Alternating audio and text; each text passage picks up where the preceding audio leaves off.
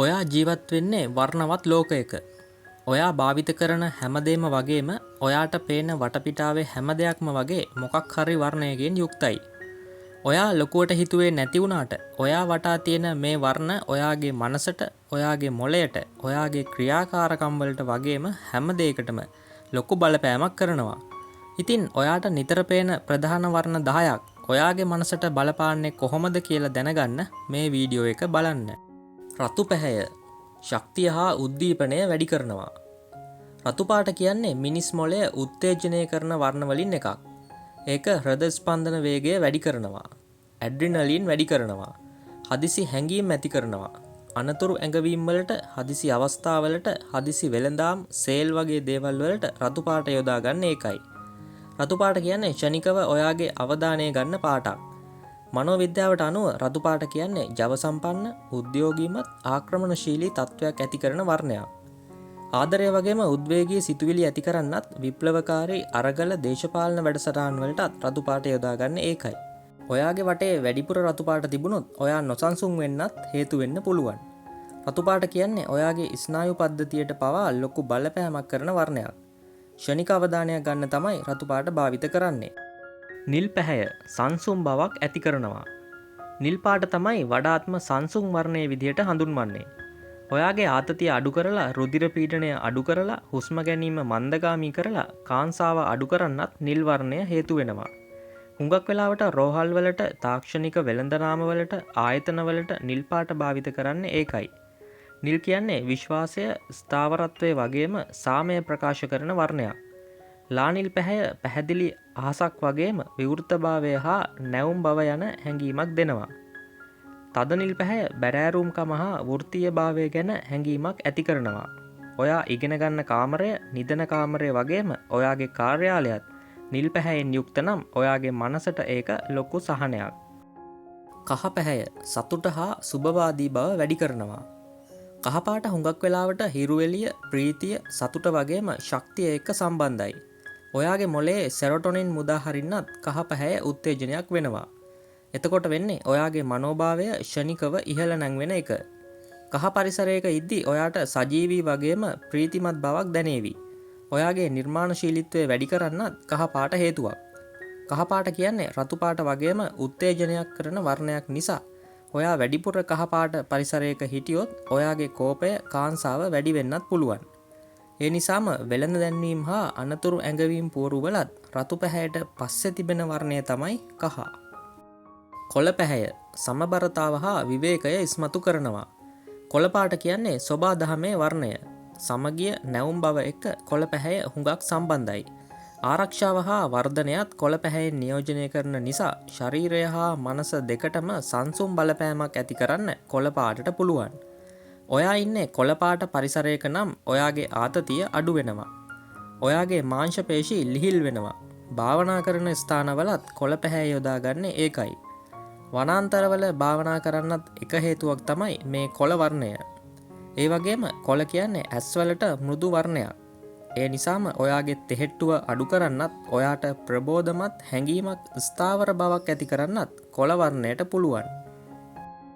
තැඹිලි පැහැය අභිප්‍රේරණය හා සමාජ අන්තර්ක්‍රියා වැඩි කරනවා. තැඹිලි පාට කියන්නේ රතු පැහැයේ උද්‍යෝගයත් කහ පැහැයේ සතුටත් එකතු කරන උණුසුම් හා ජව සම්පන්න වර්ණයක්. තැඹිලි පාටින් උද්‍යෝගය, අභිප්‍රේරණය හා විශ්වාසය උත්තේජනය කරනවා. මේ නිසාම හුඟක් ව්‍යායාම් ශාලා, අවන්හල් වගේම සමාජීය ක්‍රියාකාරකම් කෙරෙන ස්ථානවල තැඹිලි පාට යොදලා තියෙනවා දකින්න පුළුවන්. ඒ මගින් මිනිසුන්ට වඩාත් ක්‍රියාශීලී හැඟීමක් ඇති කරන්න පුළුවන්. මනෝවිද්‍යාත්මකව තැඹිලි පාට කියන්නේ මිත්‍රශීලී හා විවෘතභාවයක් වගේම සංවාදශීලී හා කණ්ඩායම් වැඩ දිරිමත් කරන්න හේතු වෙන වර්ණයක්. තැඹිලි පාට නිසා ඔයාගේ ආහාර රුචියත් වැඩි වෙනවා. ඔයා රෙස්ටොරන්ට් එකක් කරනවා නම් හොඳම පාට තමයි තැඹිලි. දම් පැහැය නිර්මාණශීලීත්වය හා පරිකල්පනය වැඩි කරනවා. දම් පාට කියන්නේ දිගු කාලයක් තිස්සේ රාජකීයත්වය, ප්‍රඥාව වගේම ආධ්‍යාත්මික භාවය එක්ක සම්බන්ධ වර්ණයක්. දම් පාටට පුළුවන් ඔයාගේ මොළයේ තාර්කික හා නිර්මාණාත්මක පැති උත්තේජනය කරන්න. ඒ නිසා කලාත්මක හා අලුත් පරිසරයකට දම් පාට වඩාත්ම සුදුසුයි. ලා දම් පාටෙන් විවේකයත්, තද දම් පාටින් පරිකල්පනය හා සුකෝපභෝගීත්වයත් වැඩි කරනවා. භාවනා කරන පරිසරයකට දම්පාට සුදුසුයි. ඒ නිසා දම්පාට පරිසරයක ඉද්දි ඔයාගේ මනෝභාවය ඉහළ නංවන්න පුළුවන්. රෝස පැහැය සැනසීම හා සිතට උණුසුමක් ඇති කරනවා. රෝස පාට කියන්නේ ආදරය මෘදු බව වගේම සැනසීම නියෝජනය කරන වර්ණයක්. මනෝවිද්‍යාත්මකව ආක්‍රමණශීලී බව අඩු කරන්නත් සංසුම්භාවය වැඩි කරන්නත් රෝස පැහැය ප්‍රසිද්ධයි. මේක නිසා ආතතිය අඩු කරන්නත් රෝස පාට භාවිත කරන්න පුළුවන්. දීප්තිමත් රෝස පැහැයට පුළුවන් ශක්තිය හා සෙල්ලක්කාර බව වැඩි කරන්න. නිදන කාමර ශරීර සුවතා කරන ස්ථාන වගේම සංසුම් බවක් අවශ්‍ය පරිසරවලටත් රෝස පැහැය භාවිත කරන්නේ ඒකයි. රෝස පාටට පුළුවන් ඔයා තුළ කරුණාව අනුකම්පාව වගේම උණුසුම් හැඟීමක් ඇති කරන්නත්.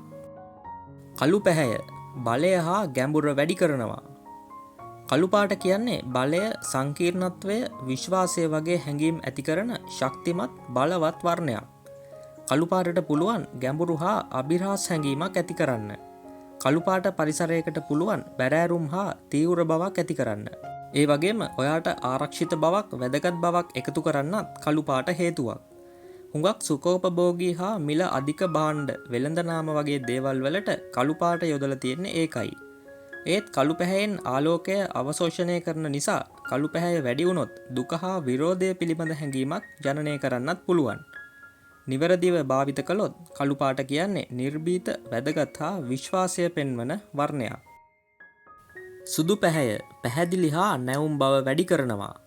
සුදු පාට කියන්නේ සාමයේ හා පිරිසිදුකමේ සංකේතය. සරල බව හා නව ආරම්භක අවස්ථා සංකේතවත් කරන්නත් සුදු පැහැය යොදා ගන්නවා. මානසික අවුල් සහගත තත්ත්වයන් ඉවත් කරලා අවධානය යොමු කරන්න දිරිගන්වන පිරිසිදු නැවුම් පරිසරයක් නිර්මාණය කරන්න සුදු පාටට පුළුවන්. මනෝවිද්‍යාත්මකව සුදු පාටින් ඔයාගේ මනසට විවෘතභාවයක් ගැන හැඟීමක් ඇති කරනවා. නවීන සැලසුම් වලටත් සුදු වර්ණය යොදාගන්නේ ඒකයි. සුදු පාටට පුළුවන් ආලෝකය පරාවර්තනය කරන්න. ඒ නිසාම කුඩා කාමරයක සුදු වර්ණය ආලේප කළොත් ඔයාට ඒ කාමරය විශාලයි වගේ පේන්න ඒක හේතුවක්.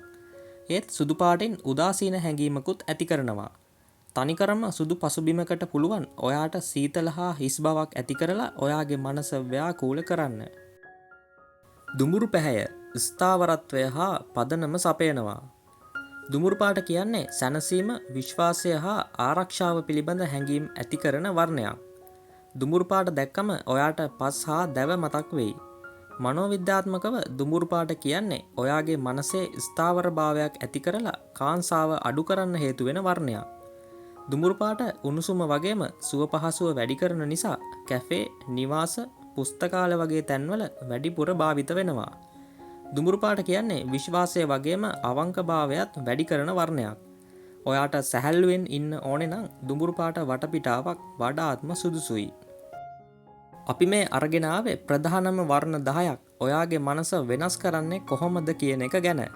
ඔන්න ඉතින් ඔයාටත් පුළුවන් ඔයාට ගැළපෙන වර්ණය තෝරගෙන වැඩිපුර ඒ වර්ණය භාවිත කරන්න. ඒකෙන් ඔයාගේ මානසික මට්ටම තවත් වර්ධනය කරගන්න ඔයාට පුළුවන් වෙයි.